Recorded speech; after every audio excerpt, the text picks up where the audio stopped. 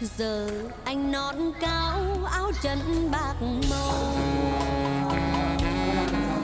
Hoàn thành xong hết.